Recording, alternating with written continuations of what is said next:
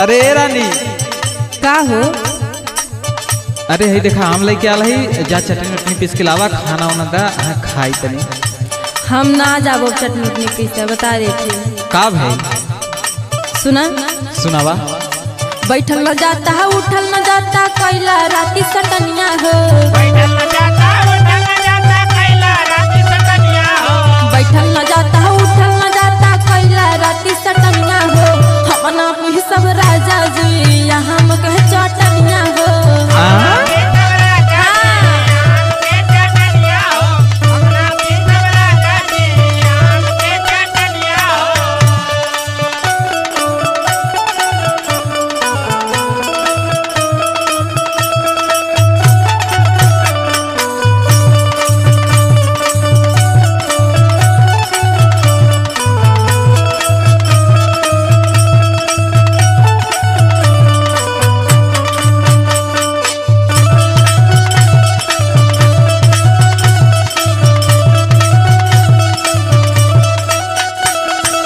अरे पीस दे तुम का दरा लगवावत हो।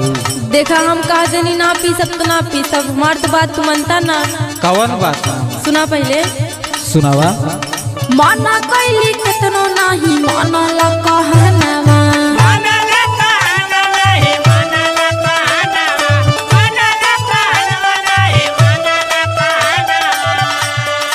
अंग अंग टूटा तावे सगरो बदनावा।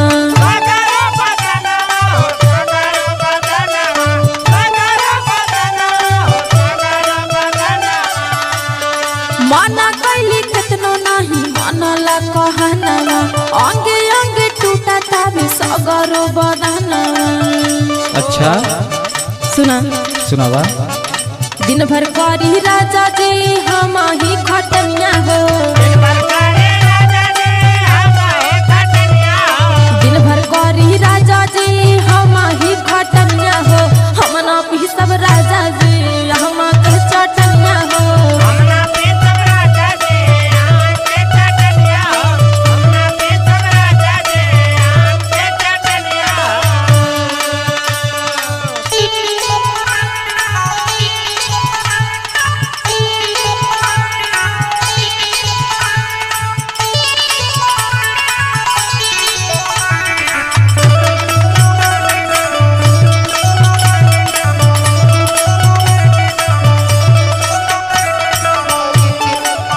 अब तू ज्यादा ओवर जाती हो। का उबल जाती हो? एक थपरा मारा बाबा कुल दिमाग से ठिकाने आ देखा नंदो से पिसवाला।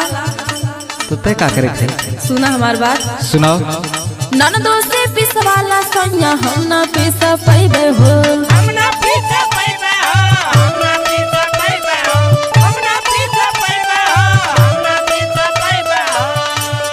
गुस्सा जाती करवा राजा पनियो नहीं लेबे हो।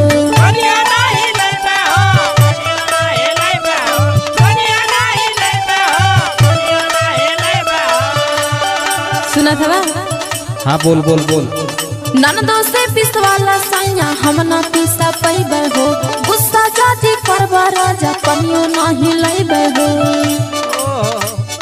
हमके तू लगावे दाबे लाउज में बटन ना हो।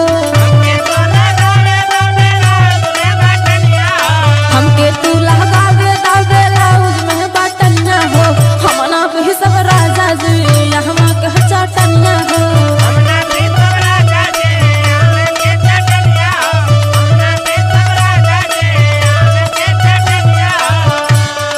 बैठल न जाता है उठल न जाता राती कैला सटनिया हो। हम ना पी सब राजा जी आम के चटनिया हो।